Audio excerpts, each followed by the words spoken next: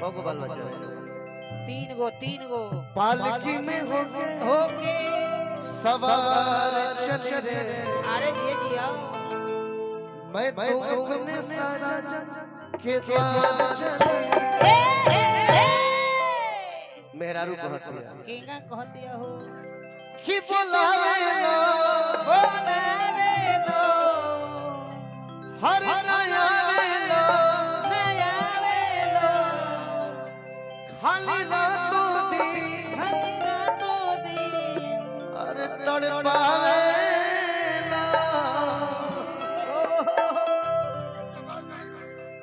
ऐसे जे करबा नदानी रजू।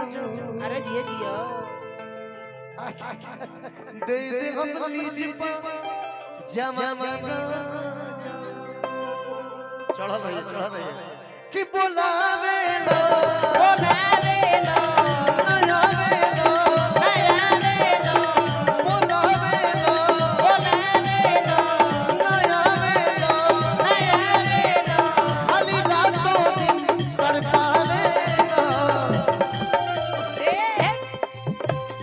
ऐसे जे करबा नदानी रजू दे दे हम लीज जमाना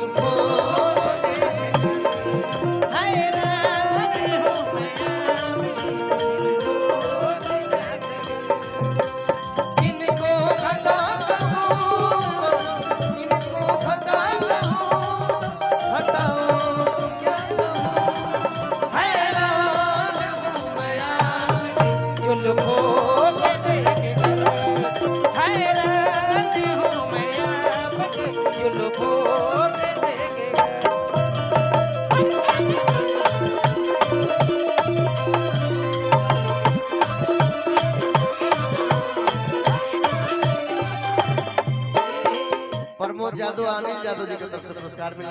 कोटि कोटि प्रणाम। औरतिया कहतिया लागे सवतिन के कोरा में झूलो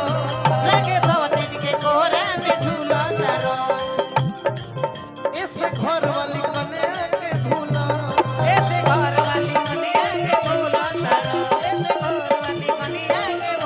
ऐसे जे करबा अरे ऐसे जे करबा नादानी रजू दे दे हम लीज बजा।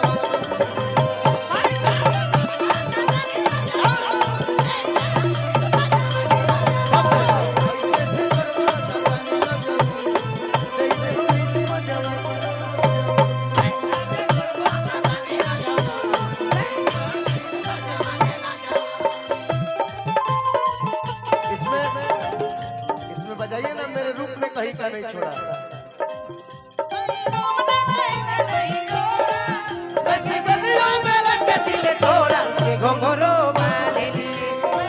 राजू हलवाई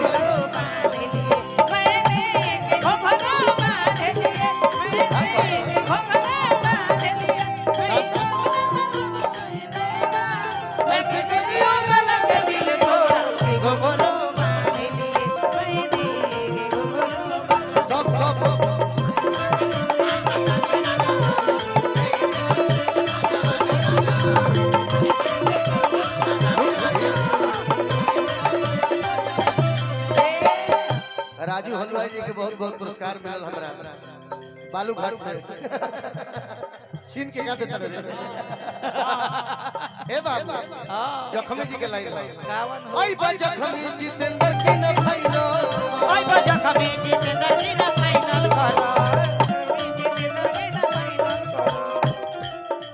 न तो चंदन के नामे अपन चाहिए न तो चंदन के नामे अपन चाहिए करो न तो चंदन के नामे अपन चाहिए करो। अरे कटबो जे बहार चानी रजो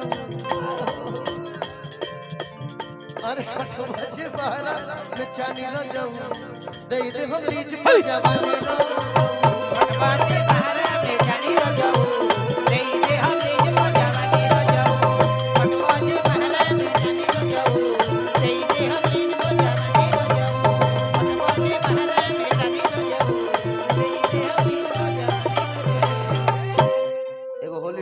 अभी होली गाओ तब होली का दिन अभी नहीं